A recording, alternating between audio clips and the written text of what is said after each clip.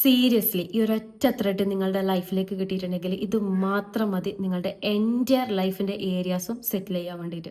മനുഷ്യന്മാർ എന്തിനാ ഈ ഭൂമിയിലേക്ക് വന്നത് എന്നുള്ളത് ചോദിക്കുകയാണെങ്കിൽ ഒന്ന് സെൽഫിനെ ഇവോൾവ് ചെയ്യാനും രണ്ടാമത്തത് സെർവ് ചെയ്യാനും വേണ്ടിയിട്ടാണ് അല്ലേ. ഏറ്റവും ബ്യൂട്ടിഫുൾ ആയിട്ടുള്ള രണ്ട് ഫേസ് ഇതാണ്.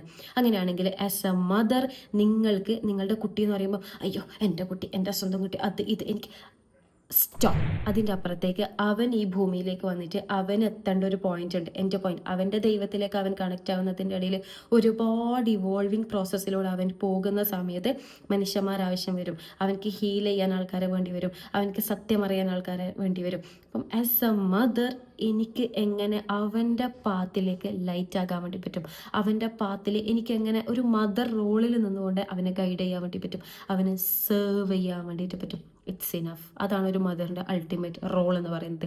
ഇനി എൻ്റെ പാർട്ട്ണർ ഹസ്ബൻഡ് ആയിക്കോട്ടെ വൈഫ് ആയിക്കോട്ടെ ആ പേഴ്സണിൽ അത് ഈ പരാതി പ്രശ്നം സ്റ്റോപ്പ്. അവൻ്റെ ഇവോൾവിങ് പ്രോസസ്സിലേക്കുള്ള അവൻ്റെ ജേണിയിൽ ഓർ അവളുടെ ജേണിയിൽ എനിക്കെങ്ങനെ ആസ് എ പാർട്ട്ണർ ഹെൽപ്പ് ചെയ്യാൻ വേണ്ടിയിട്ട് പറ്റും. അത് ഏത് സ്റ്റേജും ആയിക്കോട്ടെ, എനിക്ക് ഹെൽത്തി വേയിൽ എങ്ങനെ അവരെ സപ്പോർട്ട് ചെയ്യാൻ വേണ്ടി പറ്റും. സപ്പോർട്ട് മീൻസ് സെർവ് ചെയ്യാൻ വേണ്ടി പറ്റും അവരുടെ പാത്തിൽ എന്ന് നിങ്ങൾ ചിന്തിച്ച് തുടങ്ങുകയാണെങ്കിൽ ഇറ്റ്സ് ഇനഫ്. നമ്മുടെ സ്റ്റുഡൻറ്റിനെ കാണുന്ന സമയത്ത് എൻ്റെ കുട്ടി A+ വാങ്ങിയിട്ട് അത് ഇത് നോ, അവൻ്റെ ജീവിതത്തിൽ ആസ് എ ടീച്ചർ എനിക്ക് ഏത് രീതിയിലേക്ക് സെർവ് ചെയ്ത് കോൺട്രിബ്യൂട്ട് ചെയ്യാൻ വേണ്ടി പറ്റും അവൻ്റെ ഒരു പാത്തിലേക്ക്, അവൻ്റെ ഒരു പർപ്പസിലേക്ക്. പർപ്പസ് എന്നൊന്നും ചിന്തിക്കേണ്ട, അവൻ്റെ ഒരു ഇവോൾവിങ് സ്റ്റേജിലേക്ക്. അതിൻ്റെ അപ്പുറത്തേക്ക് ഒരു മനുഷ്യനിലും നമുക്ക് ഒരു റോളും ഇല്ല എന്നുള്ളതാണ്.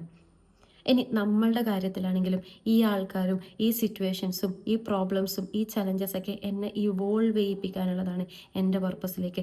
നമ്മളുടെ ലോജിക്കിൽ, നമ്മളുടെ കുഞ്ഞു ദുനിയാവിൻ്റെ ലോജിക്കിലാണ് നമുക്ക് ഇത് സാധനത്തിലേക്കൊക്കെ കുടുങ്ങിക്കിടക്കുന്നത്. അൾട്ടിമേറ്റ്ലി ജയിച്ചാലും തോറ്റാലും നമ്മൾ ഏത് ആറ്റിറ്റ്യൂഡ് കീപ്പ് ചെയ്യുന്ന, ഉണ്ടായാലും ഇല്ലെങ്കിലും നമ്മൾ എങ്ങനെ ബിഹേവ് ചെയ്യുന്നു, ഇതൊക്കെയാണ് നമ്മളുടെ അൾട്ടിമേറ്റ് ലൈഫ് പർപ്പസ് എന്ന് പറയുന്നത്. എന്ത് തന്നിട്ടുണ്ടെങ്കിലും എന്ത് കിട്ടിയിട്ടുണ്ടെങ്കിലും ഞാൻ എന്ത് എന്നുള്ളൊരു ക്വസ്റ്റ്യൻ ഉണ്ട്. അത് ഭർത്താവ് എന്തായിക്കോട്ടെ, ഭാര്യ എന്തായിക്കോട്ടെ, കുട്ടികളെന്തായിക്കോട്ടെ, സാമ്പത്തികാവസ്ഥ എന്തായിക്കോട്ടെ, ചുറ്റുമുള്ള ഏത് മനുഷ്യരും എങ്ങനെയായിട്ടുണ്ടെങ്കിലും what is me in my life എന്നുള്ളൊരു ക്വസ്റ്റ്യൻ നമുക്ക് നമ്മളോട് ചോദിക്കാൻ വേണ്ടി പറ്റണം. And as a partner, as a wife, as a husband, as a mom or father എനിക്ക് എന്ത് റോളാണ് അവരുടെ ലൈഫിലേക്ക് എടുക്കാൻ പറ്റുന്നത് എന്നുള്ളത് ചിന്തിക്കുകയാണെങ്കിൽ ഇതൊക്കെ ഭയങ്കര ഈസിയാണ്.